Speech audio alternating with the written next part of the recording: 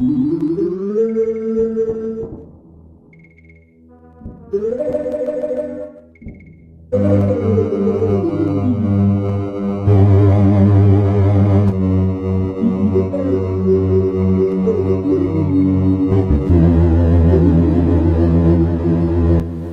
it going, everyone? This is the Ultramaniac Gamer here.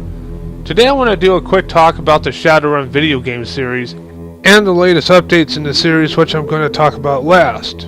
Right now, I would like to make a quick trip to the memory lane of the 16-bit RPG era, the glory days of gaming. Now, this is not really a review. For now, this is just references, comparison, and explaining a little bit more about the history and the aftermath of the 16-bit Shadowrun games. Well, then again, it might be a quick review for each 16-bit game, but mainly right now I'm just doing a speech for the series, so please do enjoy.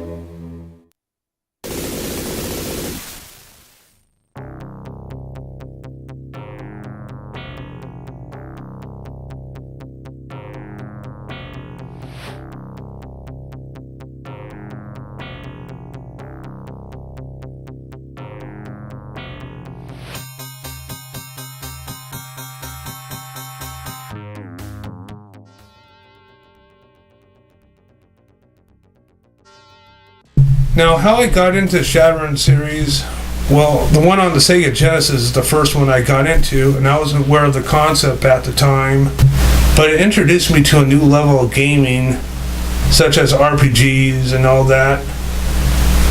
Well, the only RPG game I played before that was both of the Zelda games on the NES and the one on the SNES, and I love those ones real well too. What got me into the Sega Genesis version of Shadowrun was during the time when it came out in 1994, an old friend in the neighborhood got Shadowrun for the Genesis, and we were both Sega fanboys. When I took a look at the front and back of the cover, and looking at the instructions, and watching him play the game, I was like, wow, I can tell that this game has a lot to offer. On the Sega Genesis, I was more into platforming games like Sonic the Hedgehog and Shinobi, and tournament fighting games like Mortal Kombat, Street Fighter II, and Eternal Champions. There's a whole bunch of Genesis games I'm into. But when I played Shadowrun, it turned out to be a new experience in gaming for me. Before that, I was also into Zelda games on the NES, SNES, and Game Boy. Other than that, Shadowrun is another alternative of RPG gaming. Since then, I learned more about RPG games for the consoles and for the PC. Shadowrun is also one of the first subgenres of dark sci-fi cyberpunk adventures I ever played too. And it's another concept I learned as well. 16-bit consoles were full of those types, such as Flashback, RoboCop vs. Terminator, Syndicate, plus for the Sega CD add-on there's The Terminator, Rise of the Dragon, and Snatcher. Plus they had a lot to offer on the PC. I love how they blend RPG and dark sci-fi together.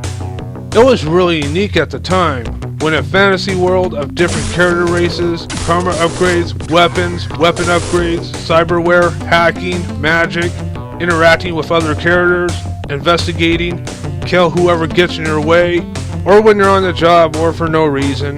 Plus you can get jobs as a Shadowrunner, and you can hire 2 Shadowrunners to watch your back or fight for you. Plus it has a wonderful storyline with kick-ass music. I love every bit of it, and as of today, it still holds up. During the 16-bit wars, I also learned that there was a Super Nintendo version of Shadowrun as well.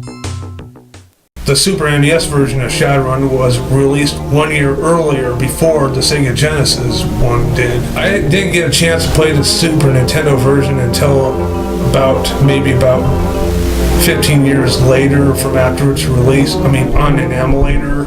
At the time, I was more of a Sega fanboy, and I did have a Super NES at the time, but I wasn't looking in that direction when it comes to Shadowrun, because mainly I was focused on official first-party Super NES titles and exclusives, like Mario or Zelda. I love both 16-bit consoles, and right after this day, it's my favorite era of console wars in gaming history. But I decided to choose the Sega Genesis over the Super Nintendo, so I traded the Super NES in for something else at the time. Throughout the years, I have underestimated the Super NES version of Shadowrun. Because it was totally different, well, it had the same RPG and dark sci-fi concept, with a similar but different storyline, which is awesome. But that one had a different RPG gameplay style, with a top-down RPG view like the Genesis version, except with a different angle. The combat system is very different in this one. It kind of feels like a point-and-click interface when you're using weapons, magic, and etc. It also feels like a console port of a PC game, which is not, by the way, but I think the game style was influenced by a PC game, Ultima 7. Like the Genesis version, you can hire 2 Shadowrunners by your side, and interacting with people is totally different and less complex than the Genesis version, because the Genesis version is more closer to the pen and paper RPG books. Both games had different developers and music composers, and both of them did a fantastic job with their own versions. And both Shadowrun games are equal in my book, and the music is totally awesome in both games. Shortly after I tried the emulator version, I ordered a SNES copy of Shadowrun. Plus I bought a custom game case for it as well. So now I own both 16-bit versions of the game. As I mentioned earlier that the 16-bit wars is my favorite era in gaming history, and both Shadowrun games help keep it that way.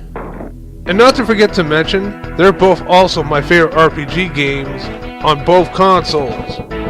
There are a lot of wonderful RPG games on both consoles, but the Shadowrun games are the winners. I also learned these days that the games were based on pen and paper RPG books, like Dungeons and Dragons. And I learned years later after the 16-bit games that there was another Shadowrun game that I wasn't aware of. This is what I didn't mention at the beginning of the 2007 review, which was released either in 95 or 96 for the Sega CD, also known as the Mega CD. Well, it's actually Mega CD because it was only released in Japan. Yes, only in Japan.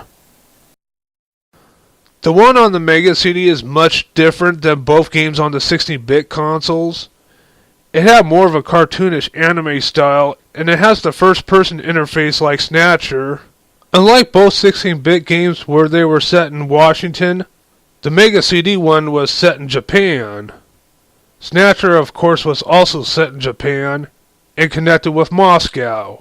Snatcher is another one of my favorite cyberpunk adventures that I remembered.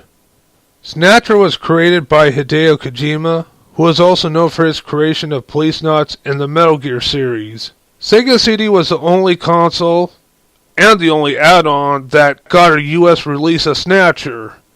And Snatcher was also one of the last Sega CD games in North America before Sega CD discontinued, which is one of the main reasons why Snatcher is one of the rarest Sega CD games today. And sadly, the Shadowrun game released in Japan on the Mega CD was the last game for the Mega CD or Sega CD worldwide. It was released in February of 1996. But hopefully someday they will bring the Sega CD version of Shadowrun and do an English translation, and an English translation for both the Policenauts and Snatcher as well. Alright, now back to Shadowrun series. Yeah, so far they only did 2 games for the 16-bit console and the one for the Mega CD only released in Japan. Next game, of course, God Help Us All. And of course in 2007 there was that phony first-person shooter multiplayer online only Shadowrun game for the Xbox 360 and Windows Vista. I already did a review on that one, so there's no need to go into further details about it again. Yeah. Ever since the 16-bit wars, I was having high hopes for a good Shadowrun game to make a comeback. And I was having high hopes for the 2007 one. But instead of a good Shadowrun game, we get a slap in the face instead. And since after 2007, when I played that game, I was having high hopes that Shadowrun would put things back on the right track with their RPG games and replace that stupid idea what they had in 2007. Now I want to be honest with you here. In the Ultramania Gamer 2000 Shadowrun video I did not too long ago, I was actually pretending that I was doing that video a few years back because I meant to do it a few years back. But due to my personal life and financial difficulties and limitation, that's what's been holding me back. In other words, I was kind of playing dumb in that video too. Well, a few months later, after the release of Shadowrun on the PC and the Xbox 360, FASA Studios, not FASA Corporation, but FASA Studios was shut down due to their failure on the Shadowrun 2007 game. Now that I pretty much explained about my memories, now here comes the updates. There's good news and bad news. Well, I'm going to say the bad news first. Because the good news, seeing the good news last is always the good thing. We'll start with the bad news. The bad news is, I'm not done with Shadowrun 2007. I still got work to do on it. I haven't concluded everything inside of this 2007 Shadowrun game because I left a few things out and I didn't want it to be longer than it already was. And I wanted to do it in a Let's Play style, which that one's going to be more longer. And that one I'm going to be doing a little bit of talking when I'm playing the game and reviewing at the same time. Let's play, talk, and review. Something similar to that. And I'm not going to be playing dumb this time. I'm not going to pretend that I was doing this game a few years back. I'm playing it as of today, 2013. And I'm going to conclude the shit out of that one. I will be doing both of the 16-bit versions eventually. One of the main reasons why I'm not going to do a review on the 16-bit consoles as of right now, because I got a lot of other work to do, and doing a full review on an RPG game takes a while. It takes a lot of work and effort to put into. Plus, I'm in more of a mood as of now of reviewing games and complaining about them, mainly the bad ones. And the Shadowrun games on the 16-bit consoles are not worth complaining because they were great games. Well, I will review them eventually, but in the meantime, back to the updates. And the reason why I want to do another part on Shadowrun 2007 game is because I want to conclude that one once and for all. And now here's the good news. And I love it when good news comes last. It sounds like a happy ending. Another Shadowrun game is in the works. Damn right. Shadowrun Returns. Oh yeah. Things started to get better when FASA Corporation and Shadowrun founder Jordan Wiseman recaptured the rights from Microsoft through his Smith & Tinkers company, which started by the end of 2007. That's right. Wiseman had nothing to do with that awful 2007 game. Wiseman wanted to work on a new Shadowrun project. A real Shadowrun project, that is. It took him time to come up with fresh ideas and to get publishers to work with him. He had a Kickstarter campaign in March of 2012 to get the project going. The funding deadline ended a month later on April 29th, 2012. And the funding was $400,000, and they reached their goal within 28 hours from when it started. By the 29th of April, the project gathered this much. Wow. Good teamwork there. And it seems like they ranked up to number 8 of Kickstarter for video games in 2012. As far as I'm concerned, they should be number 1. Now, at the time when the campaign started, I was not fully aware about it, and if I'd known that before, I would totally back them up and contribute money towards the campaign. But they already reached their goal by the time I noticed. But I still became a backer, because the Shadowrun series is really awesome, and I definitely want to see another Shadowrun game make a comeback. The developers that designers Jordan Wiseman and his partner Mitch Geidelman worked with is Harebrained Schemes. and they all succeeded. Now Shadowrun Returns is in the works, and it's just about done too. For more useful information about this project, check out Harebrained Schemes or Shadowrun Returns website. They sure have a lot of great news for us Shadowrun fans. And also check on YouTube for a first look and gameplay video of Shadowrun Returns, because if you're a fan of RPG games, especially point and click games and Shadowrun games, you won't be disappointed. Shadowrun Returns is a point and click RPG game, kind of like the one on the Super NES, which is awesome, and it will be available for PC, Mac, Linux, iPad, and Android tablets. And it doesn't seem like it's going to be available on consoles, at least as of now, that is. Sorry, console gamers. I'm so glad that Shadowrun is back to their RPG ways where they belong. I'm so excited for Shadowrun Returns to come out. It's set to release on the 25th of July, which is this month. I have mine pre-ordered since the end of May. At the time, it was supposed to be released sometime in June, but I understand they did what they had to do to make more room for improvements. So that makes sense perfectly. I would rather have them get the project done right.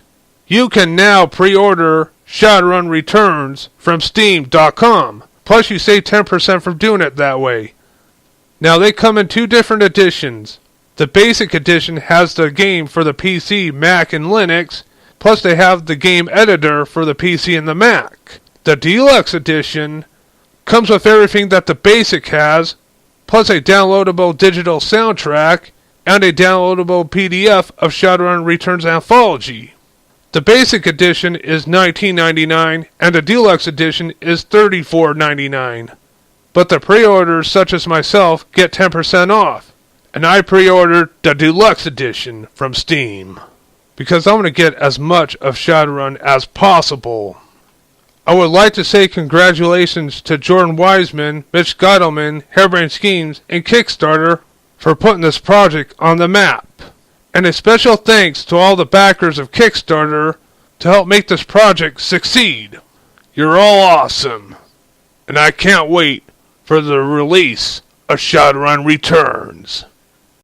And that's not all. There's also talks that they're also going to do another Shadowrun game called Shattering Online. This time it's an RPG game. Not like that 2007 crappy first-person shooter multiplayer online only bullshit. Yeah, this time it's going to be an online RPG game, which to me is fine. But that one, they actually haven't decided what the works is for that one yet, because they're mainly focusing on the Shadowrun Returns, which to me is fine, because I'm more of a single-player gamer than a multiplayer gamer. High hopes for the online game to be good as well. But in the meantime, I'm looking forward to Shadowrun Returns. I'm also looking forward to getting that 2007 game concluded once and for all, too. Well, I may get that concluded before the next Shadowrun game, Shadowrun Returns, gets released. Well, those were the updates, and thank you very much for listening. Until then, have a good one. Ultramaniac Gamer out.